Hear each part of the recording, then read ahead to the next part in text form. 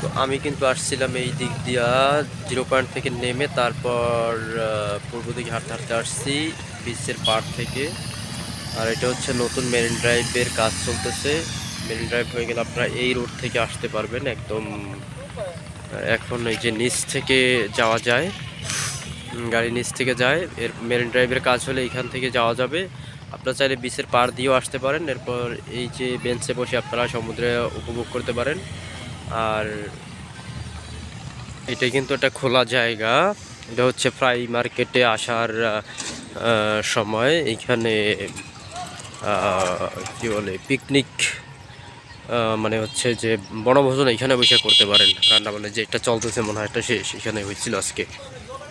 তো আমি কিন্তু চলে আসছি ফ্রাই মার্কেটের দিকে। ফ্রাই মার্কেটের পূর্বে যা আছে ঝিনুক, শামুকের দোকান, আচারের দোকান।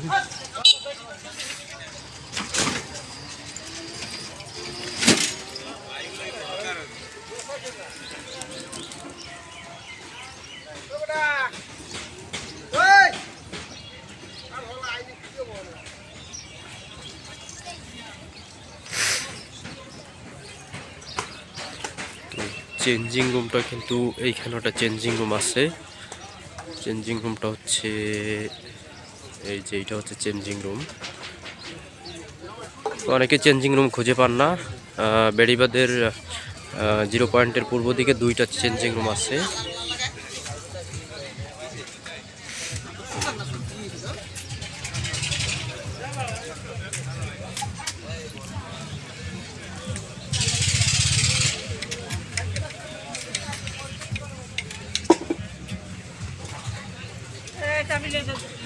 মূলত এখানে লোকজন আসা শুরু করে সন্ধ্যার পরে, সূর্যাস্তের পরে, সূর্যাস্তের ভিউ দেখার পরে।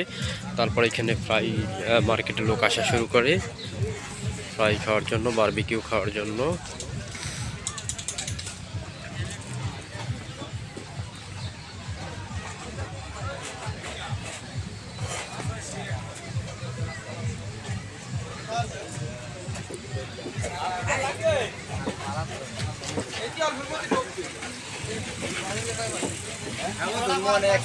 ফ্রাই মার্কেটটা কিন্তু এখন বিশাল এবং ব্যাপক জায়গা জুড়ে। এখানে বসার জন্য অনেক বেশি স্পেস আছে, অনেক জায়গা এখানে।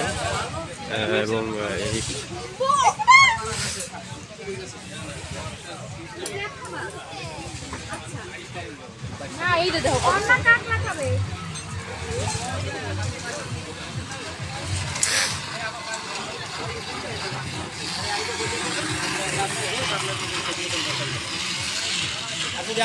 এই দিকটায় ফ্রাইড দোকানগুলো, আর এই দিকটা হচ্ছে চা কফির দোকানগুলো।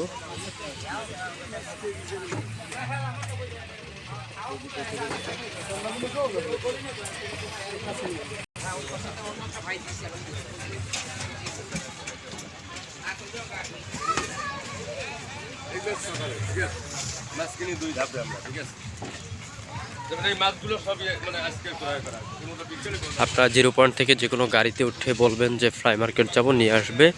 অথবা আপনারা হাঁটতে হাঁটতে চলে আসতে পারেন বিচের পাড় দিয়ে, অথবা পূর্ব দিকে, অথবা মেরিন ড্রাইভ রোড দিয়ে, অথবা ভিতরে দিয়ে আপনার রাখাইন তালতলা দিয়ে চলে আসতে পারেন এই ফ্রাই মার্কেটে। তো এদিকে আরও দোকানপাট হচ্ছে। এটা কিন্তু এই যে হেলিকপ্টার রেস্টুরেন্ট, পটুয়াখালীর বিখ্যাত হেলিকপ্টার রেস্টুরেন্ট কিন্তু এখন এইখানে আছে। ফ্রাই মার্কেটের একদম লাস্ট সীমানা এখানে আছে।